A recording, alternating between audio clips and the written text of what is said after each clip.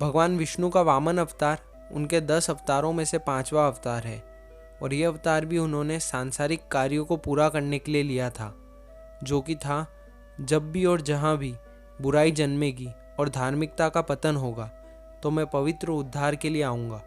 दुष्टों का विनाश करने और धर्म की स्थापना करने मैं हर युगा में अवतरित होऊंगा। इस वीडियो में हम वामन अवतार के बारे में जानेंगे। अगर आपको भगवान विष्णु के दूसरे अवतारों की वीडियो देखनी हो तो वो आप हमारे चैनल पर जाके देख सकते हैं। नमस्ते मित्रों, स्वागत है आपका हमारे इस चैनल हिंदू माइथोलॉजी में। समुद्र मंथन के बाद जब देवों को अमृत प्राप्त हुआ तो उन्होंने दैत्यराज विरोचना की सेना को हरा दिया और भगवान इंद्र ने विरोचना का वध किया। इसके पश्चात विरोचना का पुत्र बलि असुरों के गुरु शुक्राचार्य के पास पहुंचा तो शुक्राचार्य ने उसे सलाह दी कि वो अश्वमेध यज्ञ करे ताकि उसे उसकी सारी शक्तियाँ और उसका राज्य पुनः मिल सके।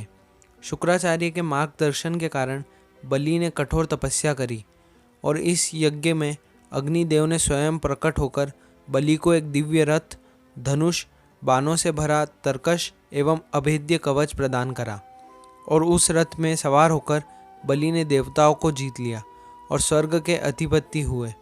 उन्हें नियमित रूप से इंद्र बनाने के लिए दैत्य गुरु शुक्राचार्य ने बलि से 16 अश्वमेध यज्ञ करवाया और साथ ही शुक्राचार्य ने बलि को रोज ब्राह्मणों और गरीब को दान देने को कहा। फिर देवी अदिति, जो इंद्र की माँ थी और महर्षि कश्यप की पत्नी, उनसे उनके पुत्र इंद्र की तकलीफ देखी ना गई और उन्होंने भगवान विष्णु से इंद्र की मदद करने को कहा। भगवान विष्णु ने उनसे कहा कि वो सही समय आने पर उनके गर्भ से जन्म लेकर देवताओं का दुख दूर करेंगे। फिर समय आने पर वामन रूप में अदिति के यहाँ भगवान विष्णु का जन्म हुआ। फिर भगवान विष्णु वामन अवतार में, जो कि एक बोने ब्राह्मण का रूप था, बलि की यज्ञशालिका में पहुँचे। उनके तेज से प्रभावित होकर महाराज बलि के सभी ऋषिगण खड़े हो गए उनके स्वागत में। महाराज बलि ने भी भगवान वामन का स्वागत किया। बलि ने कहा, आपके आगमन से मेरा कुल धन्य हो गया। आप जो भी चाहें मुझसे निसंकोच मांग सकते हैं।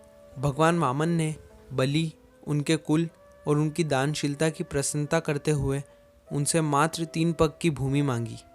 बलि के बार बार और मांगने के आग्रह के बाद भी उन्होंने कुछ भी मांगना स्वीकार नहीं किया। फिर जब बलि दान संकल्प देने चले तो शुक्राचार्य ने बलि को समझाया कि ये वामन अवतार में स्वयं भगवान विष्णु हैं और वो 3 पग के बहाने में वो तुम्हारा सर्वस्व ले लेंगे।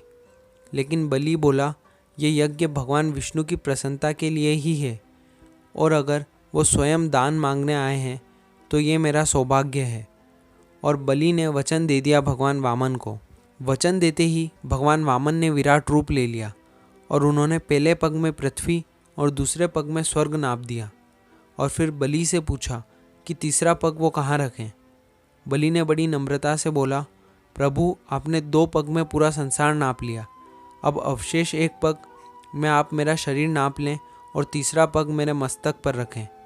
फिर भगवान वामन ने तीसरा पैर बलि के मस्तिष्क पर रखा और साथ ही उसकी भक्ति से खुश होकर उसे पाताल लोक का राजा बना दिया और इंद्र को उसका इंद्र पद पुनः लौटाया।